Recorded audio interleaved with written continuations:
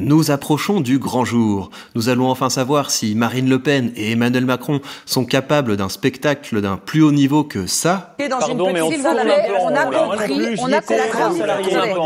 Et surtout, nous allons enfin savoir si Marine Le Pen a progressé depuis ça. Vous êtes en train de lire une fiche qui ne correspond pas au dossier que vous avez cité. C'est triste pour vous, parce que ça montre votre impréparation à nos concitoyens. Pour nous préparer à ce match retour, je vous propose un petit exercice de rhétorique. Identifier les enjeux de ce débat pour les deux candidats, anticiper les stratégies rhétoriques qu'ils pourraient mettre en œuvre pour atteindre ces objectifs. Je vais partager mon analyse avec vous et je vous propose de partager la vôtre dans les commentaires. Mais d'abord, pour avoir un point de comparaison, revenons sur les stratégies adoptées par les deux candidats lors de leur précédent débat.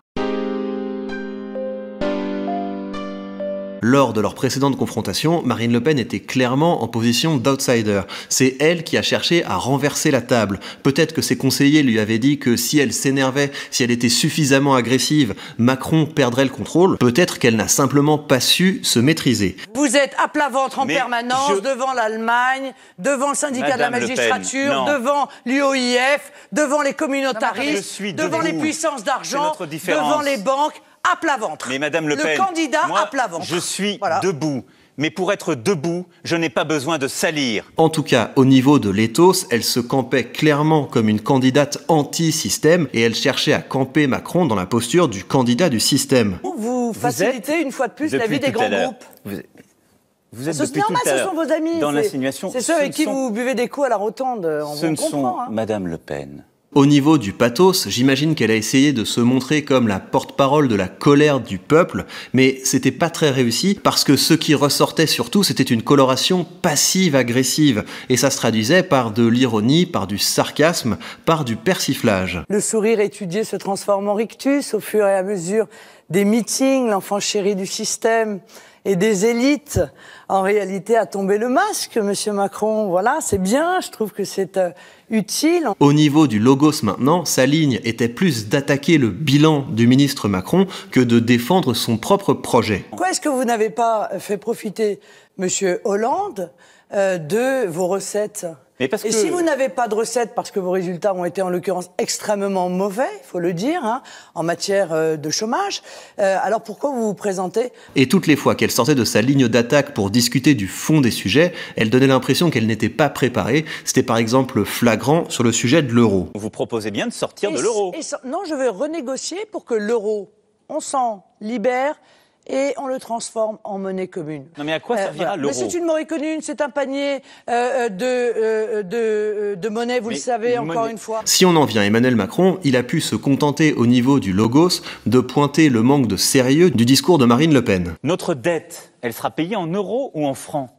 C'est ça la question. Votre vision de l'Europe. Non mais c'est essentiel parce que c'est le grand n'importe quoi. Au niveau de l'éthos, il pouvait se camper par contraste avec Marine Le Pen en homme compétent qui connaît ses dossiers. On peut rentrer si vous voulez dans l'intimité du dossier, vous n'allez pas tenir longtemps parce que comme vous les confondez les uns avec les autres, il y en a un qui fait des téléphones et l'autre ça n'a rien à voir, il fait à la fois des turbines et du matériel industriel. C'est pas la même chose. Et au niveau du pathos, il a pu incarner l'espoir, l'optimisme face à la peur et à la colère. La question qui est posée aujourd'hui à nos concitoyens, c'est de savoir s'ils veulent l'esprit de défaite que vous portez.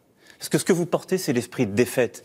C'est d'expliquer à nos concitoyens, c'est trop dur la mondialisation pour nous, c'est trop dur l'Europe. Donc on va se replier, on va fermer les frontières, on va sortir de l'euro, sortir de l'Europe, parce que les autres y arrivent, mais pas nous. Le verdict fut sans appel, et d'ailleurs même les équipes de Marine Le Pen furent embarrassées par sa performance. Comment jugez-vous la prestation de Marine Le Pen ce soir dans ce débat ? J'ai trouvé excellente et je l'ai trouvée très éclairante. Vous voyez, je peux répondre à un journaliste, faire une émission ou un duplex en disant que Marine Le Pen a gagné le débat haut la main, qu'elle a été formidable, en sachant que je mens. Mais je peux le faire parce que je me dis c'est mon rôle. Mais cette fois, les choses devraient être bien différentes. Marine Le Pen a donné le ton de sa campagne de second tour lors du discours qu'elle a fait à la suite de sa qualification. Mon ambition maîtresse est d'unir les Français autour de ce grand projet national et populaire. Un projet qui fait la part belle aux jeunes et fortifie le lien entre les générations.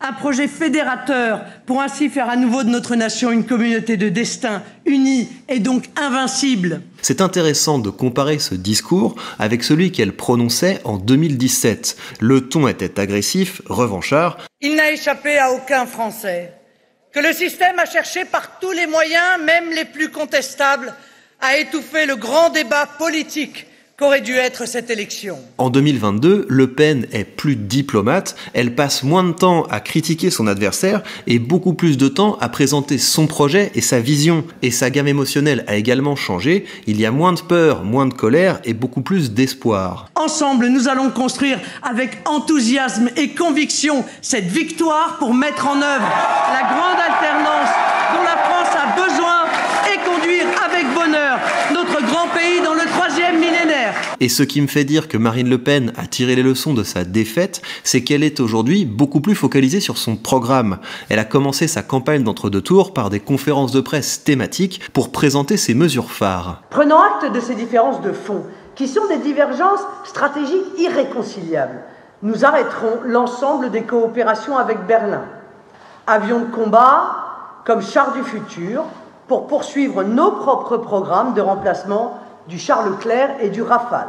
Cela laisse donc présager d'un débat plus équilibré, plus porté sur le fond, sur la dialectique, sur la production et sur la réfutation d'arguments. À ce propos, venons-en aux stratégies que l'on peut envisager chez les deux candidats.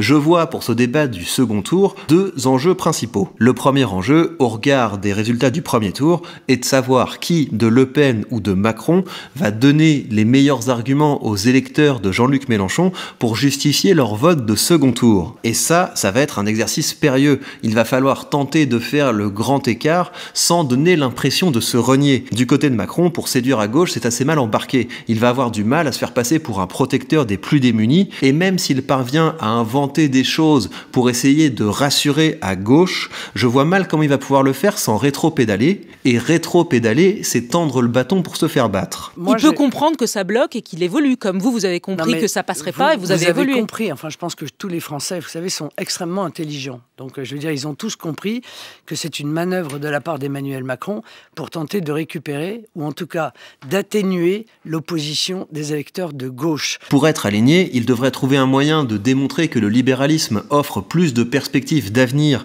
à une majorité de citoyens que l'illibéralisme, mais comme libéralisme c'est un gros mot en France, je pense qu'il va plutôt alterner entre belles promesses, esquives et savonnage de planche de son adversaire. Car oui, Marine Le Pen peut perdre des points si Macron la pousse à réaffirmer sa ligne identitaire. Elle n'a aucun besoin de faire de la surenchère dans ce domaine, car quoi qu'elle fasse, les électeurs de Zemmour vont se reporter sur elle. En revanche, si elle passe pour une islamophobe, pour une xénophobe, pour une antiprogressiste, elle va compliquer le choix des électeurs de Mélenchon qui sont prêts à voter pour elle. Et Macron s'est déjà engagé dans cette brèche.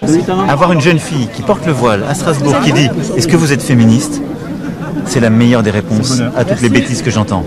Parce que de l'autre côté, il y a Mme Le Pen qui dit « Le vol sera interdit sur la place publique avec moi ». Mais le risque pour Macron en s'engageant dans cette voie, c'est que son adversaire lui donne une leçon de républicanisme. Donc, qu'on comprenne bien, c'est un policier derrière chaque femme voilée, c'est bien ça, et 135 € d'amende, même pour une grand-mère qui ne veut pas enlever son voile. Non, mais il n'y a pas un policier derrière chaque automobiliste, et pourtant, le port de la ceinture est obligatoire. Il n'y avait pas un policier derrière chaque Français pendant des mois, et pourtant, on nous a imposé de porter le masque. Et voilà, c'est la règle du jeu dans une démocratie. Quand les Français se choisissent une règle, tout le monde le respecte. Je pense donc qu'on se dirige tout droit vers une réédition du débat de 2017 où Emmanuel Macron va essayer de poser une opposition entre progressistes et réactionnaires et Marine Le Pen une opposition entre mondialistes destructeurs et patriotisme protecteur. Et si c'est ça qui se produit, je pense que ce n'est pas une bonne chose pour Marine Le Pen parce que ça ne va pas lui permettre de donner un autre visage. Ça ne va pas lui donner l'opportunité de prouver qu'elle a changé, qu'elle a progressé. Venons-en au deuxième enjeu. Comme dans tout débat de ce genre, il va s'agir pour les deux candidats de démontrer qu'ils portent mieux le costume d'homme d'État que leur adversaire. Sur ce point, la stratégie de Marine Le Pen est toute trouvée. Il lui suffit de démontrer que Macron n'a pas été un bon président en le présentant comme le responsable de tout ce qui fâche les Français. Et ça, ce n'est pas forcément une mauvaise stratégie, car c'est un fait, Emmanuel Macron est plus responsable du sort de la France aujourd'hui que ne l'est Marine Le Pen. Mais le risque, si Marine Le Pen s'en tient à cette stratégie, c'est de rester campée dans une position d'outsider. Elle va devoir également chercher à crédibiliser son programme.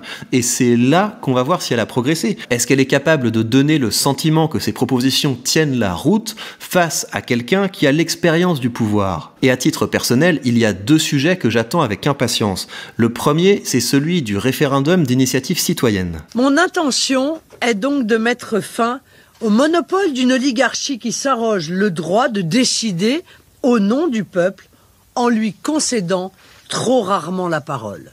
Rendre leur pays aux Français, c'est aussi leur rendre leur pouvoir d'adopter ou de rejeter les textes votés par leurs représentants. Quand on entend ça, on se dit que Marine Le Pen a trouvé l'arme absolue pour se faire élire.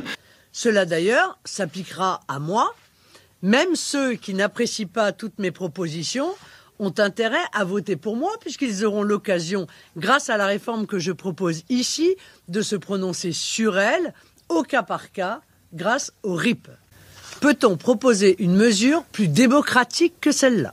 Et je me demande comment Macron va pouvoir la contrer là-dessus. Il pourrait tenter de faire passer ce souci de démocratisation comme un refus d'assumer ses choix, comme un refus de gouverner. Mais je pense que ce qu'il va faire, c'est pointer les risques d'une telle réforme, à savoir réduire considérablement le rôle du Parlement, rendre le pays ingouvernable en faisant que chaque mesure qui sera votée pourra être abrogée juste après et nous faire perdre beaucoup de temps en nous engageant dans une campagne perpétuelle en nous appelant à voter tous les 4 matins. Mais si Macron veut vraiment couper l'herbe sous le pied de son adversaire, il pourrait également annoncer qu'il envisage de mettre en œuvre une mesure qui ressemble au RIC, moins ses inconvénients. Je pense également que le chapitre sur la politique étrangère va être très intéressant, car Marine Le Pen a annoncé qu'elle voulait quitter le commandement intégré de l'OTAN. Je ne placerai simplement jamais nos forces armées sous un commandement qui ne relève pas de la souveraineté nationale française, ni sous un commandement intégré de l'OTAN, ni sous un futur commandement européen. Je me demande comment Macron va la contrer là-dessus. Est-ce qu'il va présenter cette décision comme un signe d'allégeance à l'égard de la Russie de Poutine? Est-ce qu'il va rappeler qui a financé la dernière campagne de Marine Le Pen? Quoi qu'il fasse, je suis certain qu'elle sera préparée sur ce sujet comme sur les autres, mais ce sera intéressant de voir comment elle réagit. Et maintenant, c'est à vous de jouer.